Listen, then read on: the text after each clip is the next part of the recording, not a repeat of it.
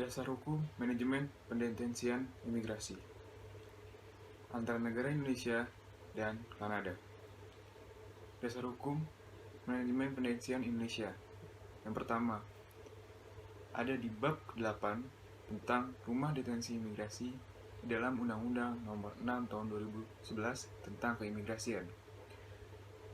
Yang kedua, ada di bab 6 Pengawasan Keimigrasian, Intelijen Keimigrasian, Rumah Detensi dan Ruang Detensi Imigrasi, serta penanganan terhadap korban perdagangan orang dan penyeludupan manusia yang diatur dalam PP nomor 31 tahun 2013 dan tentang pelaksanaannya berada di Undang-Undang nomor 6 tahun 2011 tentang keimigrasian. Dasar yang ketiga, Perpres nomor 125 tahun 2016 tentang penanganan pengungsi dari luar negeri. Dasar yang keempat berada di Permenkumham nomor M.Il.02.01 tahun 2006 tentang Rumah Detensi Imigrasi. Dasar yang kelima berada di Permenkumham nomor M.H/11.OT.01.01 tahun 2009 tentang organisasi dan tata kerja Rumah Detensi Imigrasi. Dasar yang 6 Peraturan Direktur Jenderal Imigrasi nomor F-1002.PR.02.10 tahun 2006 tentang tata cara pendetensian orang asing. Nah, perbandingannya dengan dasar hukum manajemen pendetensian Kanada, yang pertama berada di Immigration and Refugee Protection Act 2001 dan dasar yang kedua ada di Immigration and Refugee Protection Regulation pada tahun 2002. Struktur organisasi manajemen pendetensian Indonesia dan Kanada. Yang pertama, ada Indonesia. Rumah Detensi Imigrasi Pusat Indonesia dikepalai oleh seorang kepala Rumah Detensi Imigrasi Pusat yang berada di Tanjung Pinang, yang memiliki bagian tata usaha. Bagian tata usaha memiliki 3 subbagian, antara lain subbagian umum, subbagian kepegawaian, dan subbagian keuangan. Lalu, memiliki bidang registrasi dan perawatan, serta bidang penempatan, keamanan, pemulangan, dan deportasi. Untuk bidang registrasi dan perawatan, memiliki 3 seksi, antara lain seksi registrasi, administrasi, dan pelaporan, seksi perawatan, dan seksi kesehatan. Untuk bidang penempatan, keamanan, pemulangan, dan deportasi, juga memiliki 3 seksi, antara lain seksi penempatan, seksi keamanan, dan seksi pemulangan dan deportasi. Selain itu, juga memiliki kelompok jabatan fungsional. Struktur organisasi pendetensian di Kanada dipimpin oleh seorang chairperson yang memiliki beberapa director serta chief untuk melakukan perbantuan tugas. Yang pertama, executive director, kedua, legal services, ketiga, chief of staff, keempat, director values, ethics, and disclosure. Kelima, ada deputy chairperson RPD, keenam, deputy chairperson ID, 7, deputy chairperson IAD, yang terakhir, deputy chairperson RAD. Untuk executive director dipimpin oleh 4 director general, antara lain Director General Policy, Planning, and Corporate Affairs, kedua, Director General Human Resources and Administration Branch, ketiga, Director General Tribunal Services, dan yang terakhir, Deputy Chief Financial Officer. Untuk Chief of Staff, memiliki Director Secretariat Services. Untuk Deputy Chairperson RPD, memiliki 3 asisten deputy. Serta Deputy Chairperson ID juga memiliki 3 asisten deputy. Sama seperti Deputy Chairperson IAD dan Deputy Chairperson RAD yang juga memiliki 3 asisten deputy chairperson. Kemudian ada tugas dan fungsi manajemen pendetensian untuk perbedaan di Indonesia dan Kanada.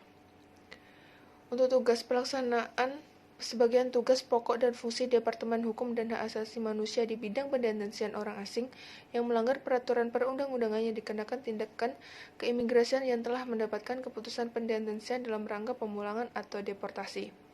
Sesuai dengan pasal 3 Permenkumham nomor MHH 11 OT.01.01 tahun 2009 tentang organisasi dan tata kerja rumah detensi imigrasi.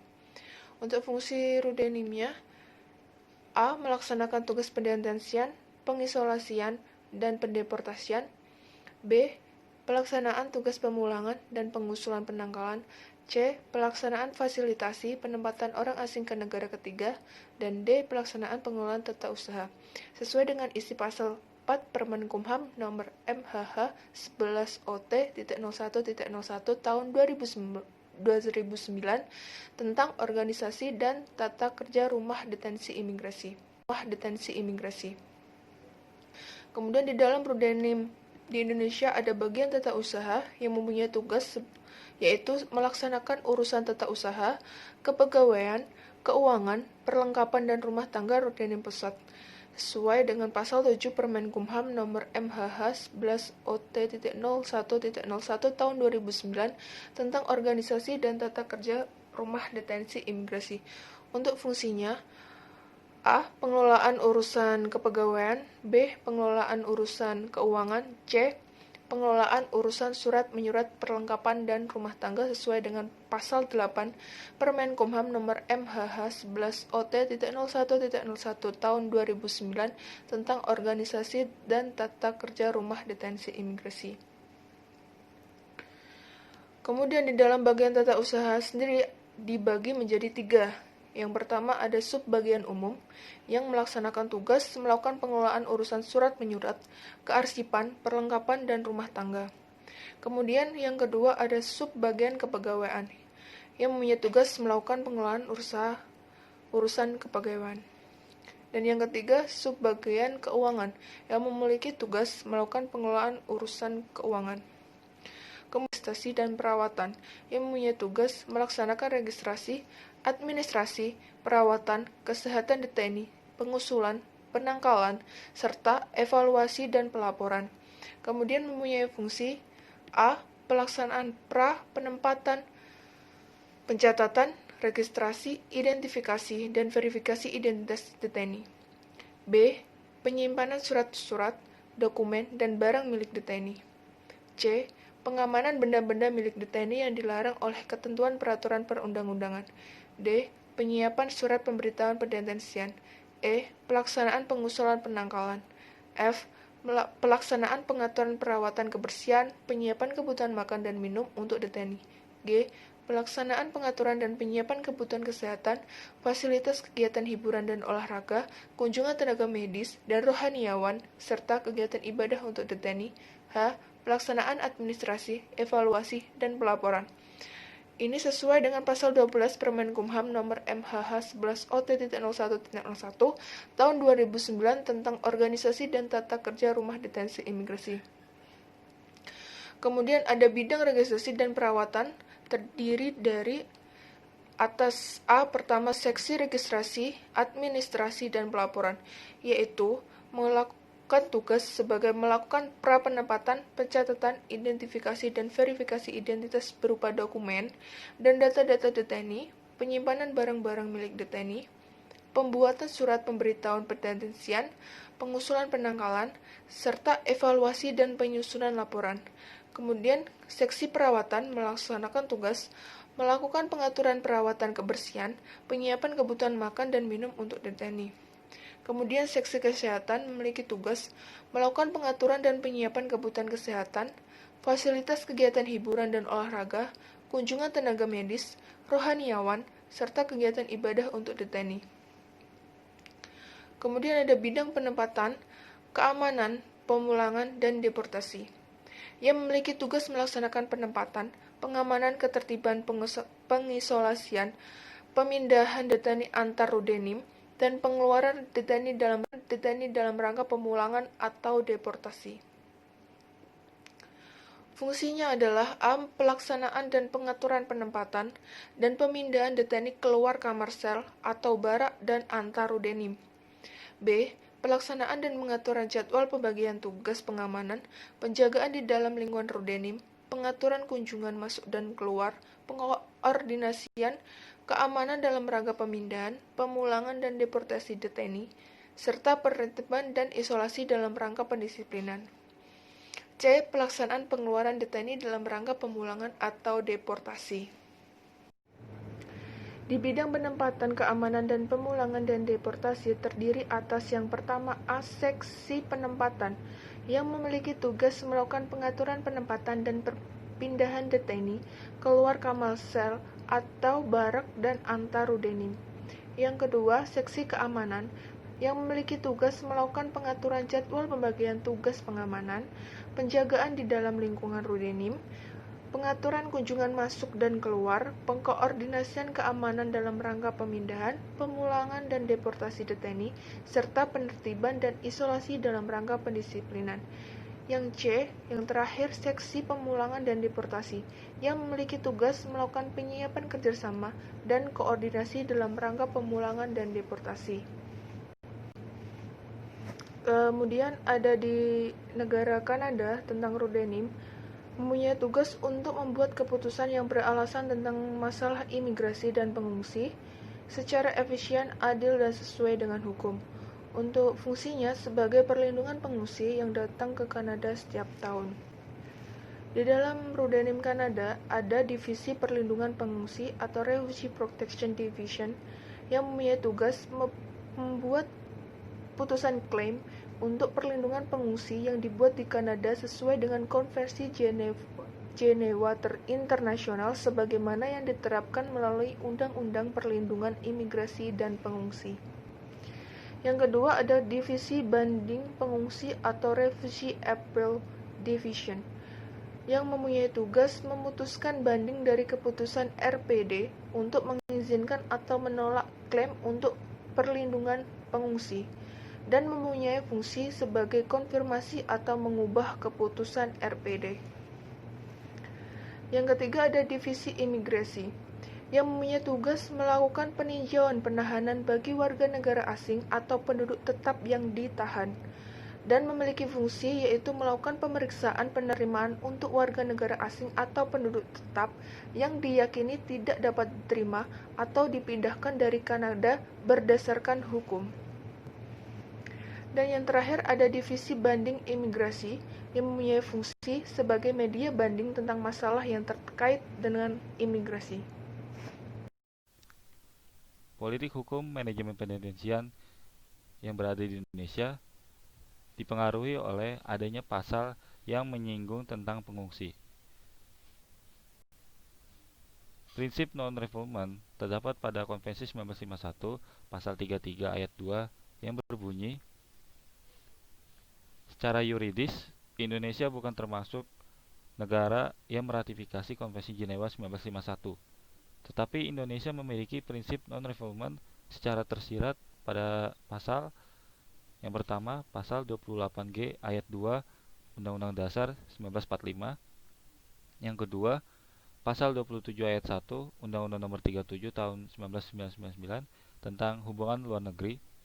Pasal 86 dan 87 ayat 1 Undang-Undang Nomor 6 Tahun 2011 tentang keimigrasian. Angka 2 dan 3 pada Surat Dirjen Imigrasi tentang penanganan orang asing yang menyatakan diri sebagai pencari suaka atau pengungsi. Walaupun belum ada peraturan khusus mengenai penerapan prinsip non-refoulement mengenai pemberian perlindungan terhadap pengungsi dan pencari suaka, tetapi beberapa peraturan tadi sudah memberi ruang untuk mengatur penanganan pencari suaka dan pengungsi. Hal tersebut, Indonesia dijadikan sebagai negara transit atau negara ketiga ke negara tujuan yang dijadikan oleh para pengungsi maupun pencari suaka. Oleh karena itu, pemerintah Indonesia menerbitkan Perpres nomor 125 tahun 2016 tentang penanganan pengungsi dari luar negeri sebagai rujukan untuk penanganan pelindungan pencari suaka dan pengungsi. Selain itu, tambahan aturan dari peraturan Dirjenim tahun 2016 tentang penanganan imigran ilegal yang menyatakan diri sebagai pencari suaka dan pengungsi, pasal 4 ayat 1 dan 2 serta pasal 5, yaitu berdasarkan kedua pasal tersebut, maka tempat untuk pengungsi dan pencari suaka di Indonesia adalah ruang detensi di Kanim setempat, Rudenim, dan tempat penampungan sementara atau community house. Tapi pada tahun 2018 diterbitkannya surat Dirjenim tentang pengembalian fungsi Rudenim yang mengatur tentang pengembalian fungsi Rudenim tidak boleh dijadikan tempat sebagai penampungan untuk para pengungsi dan pencari suaka. Para pengungsi dan pencari suaka sudah disediakan tempat oleh pemerintah daerah yang bernama community house. Sedangkan politik hukum manajemen pendetensian yang berada di Kanada diakibatkan oleh perubahan pimpinan yang berpengaruh pada kebijakan pengungsi. Pada masa Harper, pada masa Stephen Harper yang menjabat dari tahun 2006 sampai 2015, peran Kanada dalam penanggulangan pengungsi dinilai tidak terlalu baik karena diakibatkan dari faktor masyarakat asli Kanada yang mengalami kekhawatiran dalam hal keamanan ketika Kanada menampung banyak pengungsi. Tetapi terpilihnya Trudeau sebagai Perdana Menteri baru pada akhir tahun 2015 membawa kebijakan baru yang lebih terbuka terhadap pengungsi. Walaupun saat itu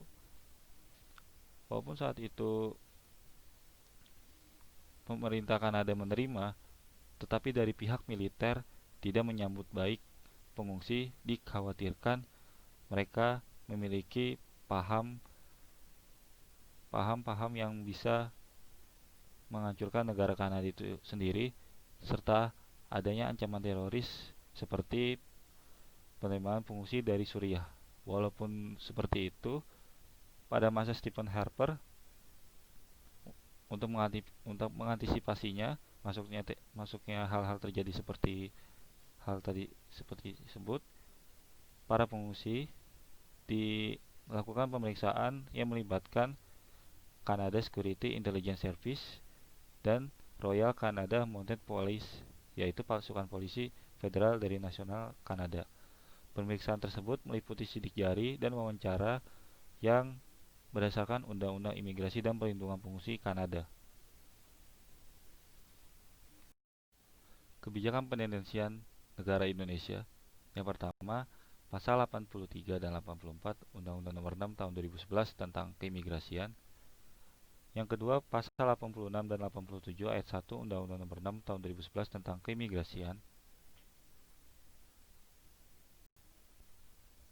Yang keempat, pasal 1 ayat 1, 2, dan 3 Peraturan Dirjenim tentang tata cara pendetensian orang asing pada tahun 2006.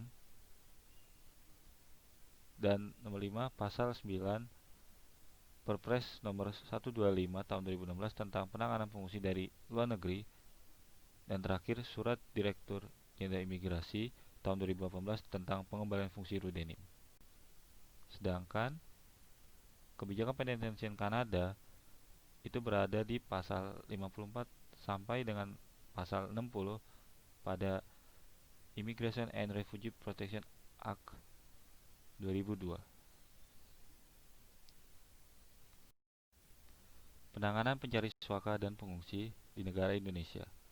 Yang pertama, dari segi tempat penampungan, berdasarkan surat Direktur Jenderal Imigrasi tentang pengembalian fungsi Rudenim, berdasarkan ketentuan tersebut, maka tempat untuk penampungan pengungsi dan pencari suaka sudah diatur oleh pemerintah daerah yang disebut tempat penampungan sementara atau community house. Tempat penampungan tersebut harus memenuhi kriteria berdasarkan pasal 26 Perpres nomor 125 tahun 2016 tentang penanganan fungsi dari luar negeri, yaitu dekat dengan fasilitas dan pelayanan kesehatan dan ibadah, berada pada satu wilayah kabupaten kota dengan rudenim, serta kondisi keamanan yang mendukung. Tempat penampungan tersebut harus meliputi air bersih, pemenuhan kebutuhan makan dan minum pakaian, pelayanan kesehatan dan kebersihan, serta fasilitas ibadah. Dan dari segi keamanan, harus berkoordinasi dengan Kepolisian Negara Republik Indonesia dan instansi pemerintah untuk menciptakan kondisi yang aman untuk menghindari tindak kejahatan terhadap pengungsi atau pencari suaka. Dan untuk pengawasan keimigrasian, berdasarkan pasal 33 Perpres nomor 125 tahun 2016, petugas Rudenim melakukan pengawasan keimigrasian terhadap pengungsi dilaksanakan pada saat ditemukan di tempat penampungan dan di luar tempat penampungan, diberangkatkan ke negara tujuan, pembuangan sukarela, dan pendeportasian. Sedangkan penanganan pencari suaka dan pengungsi di Kanada dilakukan berdasarkan pasal 95 Immigration and Refugee Protection Act 2001, diatur mengenai perlindungan terhadap pengungsi, yaitu selanjutnya diatur lebih lanjut mengenai subjek pengungsi yang berada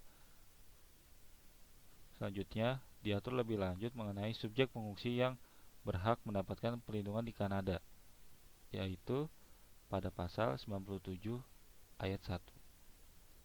Tetapi menurut pasal 101 diatur mengenai jika klaim pengungsi tidak memenuhi syarat, maka bisa diajukan ke Divisi Perlindungan Pengungsi atau RPD. Jika perlindungan pengungsi yang telah diberikan di bawah undang-undang tersebut diberikan kepada penggugat lain. Klaim untuk perlindungan pengungsi ditolak oleh Dewan. Klaim sebelumnya yang digugat oleh orang lain tidak memenuhi syarat. Penggugat telah mengakui sebagai dan lain sebagainya. Sekian dan terima kasih.